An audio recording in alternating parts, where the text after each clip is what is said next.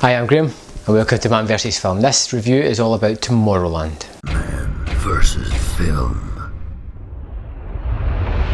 Now, Tomorrowland is directed by Brad Bird, who recently did Mission Impossible 4 Ghost Protocol. Before that, he did The Incredibles, Ratatouille and The Excellent Iron Giant. And he's moved on to another live action one, and this time it's another themed attraction turned into a movie. Tomorrowland stars George Clooney as the lead character. It's got Britt Robertson and it's got Hugh Laurie. The story revolves around this utopia made up of some of the smartest, most influential artistic people in the planet.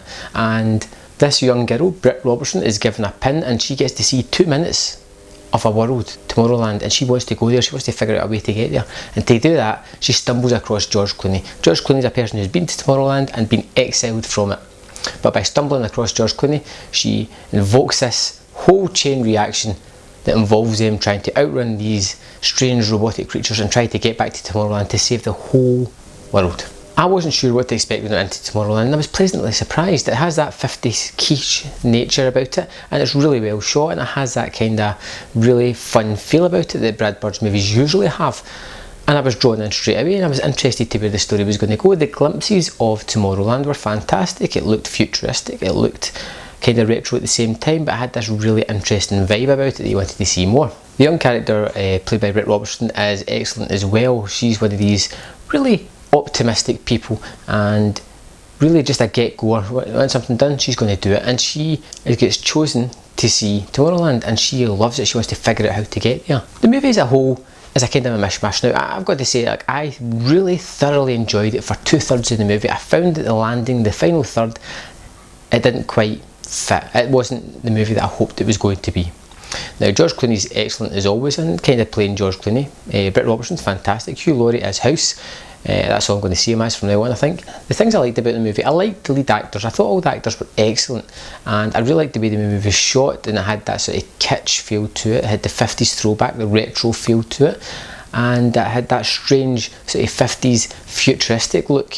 You know, what they thought the future was going to be, which never came to be. I mean, the movie was focused on the real world, looking towards Tomorrowland and having the action set pieces that built up as people were chasing other people throughout the world. It was really exciting, really fantastic, really fun, really great special effects, and was really well shot.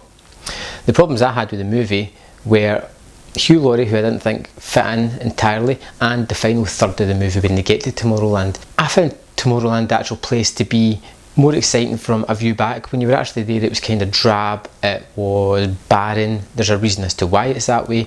But the biggest problem I had was with the plot itself. I was really interested in the plot when it was natural disasters, when it was something that was just going to wipe out the world and there wasn't a bad guy to do it. It wasn't a bad guy that instigated it. There wasn't a bad guy that's planning to do this secret maniacal thing. But then the final third, they pin it on somebody. It didn't need anybody who was going to do it. Just a natural disaster would have been fantastic, and I would have been happy with that, and it would have fit in with the whole theme of the movie, which is crammed in your face a bit. But in the final third, they blame it on somebody. Somebody instigated all this to wipe out the world. And the reason, as sound as it may be, doesn't fit in with the whole ethos of the movie, and kind of brought it down for me a bit. Now, I walked out the movie still quite happy, thinking, oh, it's a 4 out of 5, that was fantastic. But the more I think about it, that final third really detracted from the movie for me. Not too much, you know, I still did enjoy that first hour and 40, hour and 30 minutes of it. But ultimately, I'm going to give it 3.5 out of 5. It's something I definitely want to see again, and I think it'll look stunning in Blu-ray. So thanks for watching my video. I hope you enjoyed this review. If you liked it or didn't like it, let me know in the comments below. I'm interested to see what other people thought of this movie, especially the last half hour of it. And if you click this link, it's about to pop up here, you can subscribe to my channel and get all the content first as soon as it goes live. And I will see you next time on Man vs Film.